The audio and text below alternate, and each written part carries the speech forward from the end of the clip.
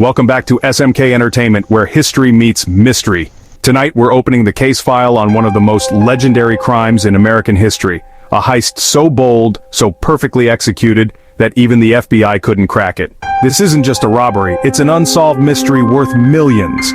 Let's dive into the story of the Brinks job of 1950, the greatest heist America has ever seen. Boston, January 17, 1950. It's a cold evening. Inside a heavily guarded building on Prince Street, the Brinks Armored Car Depot holds what many called a fortress of money. Little did anyone know, 11 men had spent over a year studying the depot, duplicating keys, timing the guards, and rehearsing every second of the job. These weren't amateurs. They were former gangsters, ex-cons, and career criminals, a crew of seasoned professionals. At exactly 7:10 p.m., the gang made their move.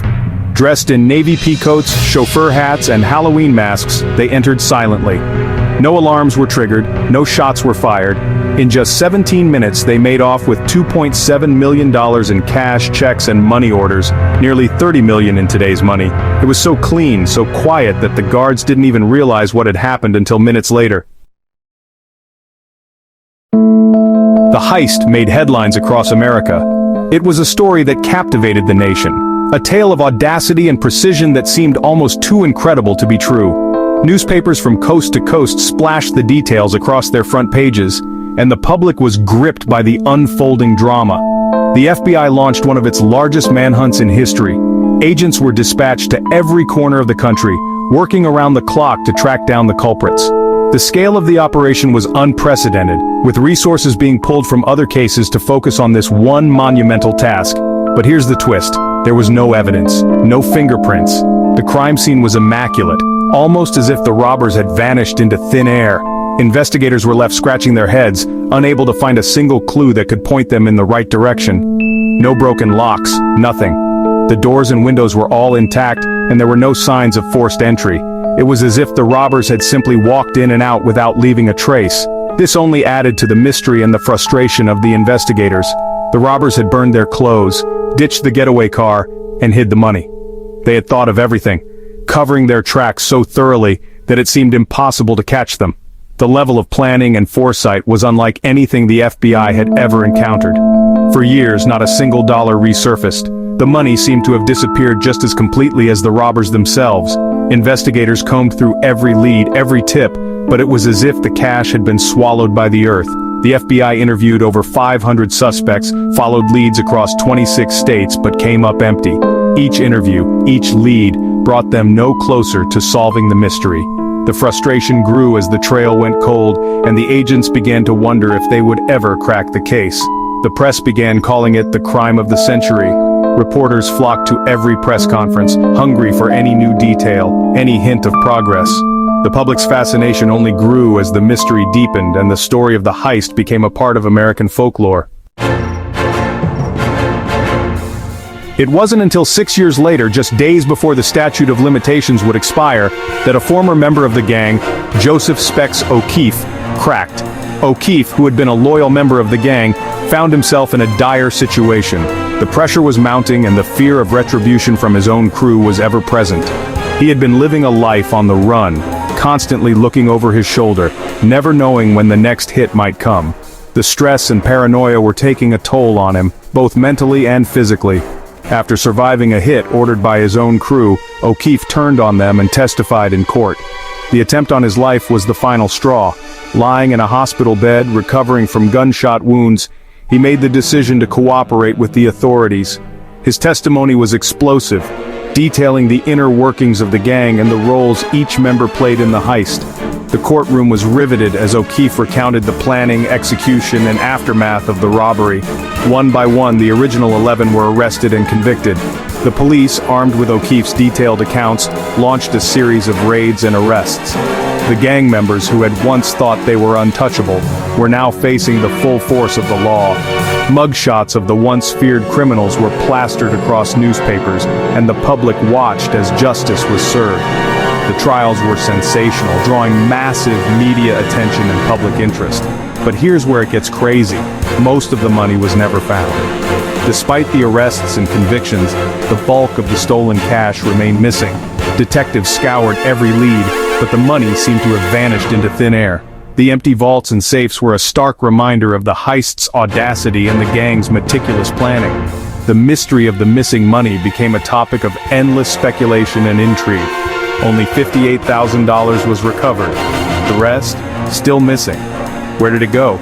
Theories abound. Some say it was hidden away in secret locations, others believe it was laundered and spent over the years. The truth remains elusive, adding another layer of mystique to the already legendary heist. The story of Joseph Specs O'Keefe and the missing millions continues to captivate, a testament to one of the most daring robberies in history. Some believe the money was buried in underground tunnels near Boston. Others think it was laundered through casinos or banks overseas. Some rumors say at least one member escaped with his share and lived rich in South America. The Brinks Job inspired books, documentaries, and even movies like The Town and The Brinks Job from 1978. But even with arrests, the mystery lives on, because we still don't know where the fortune went. So, was it the perfect heist? Yes, and no. The plan was brilliant. The execution was flawless. The gang meticulously studied the Brinks armored car depot for months, noting every detail, every movement, and every possible vulnerability.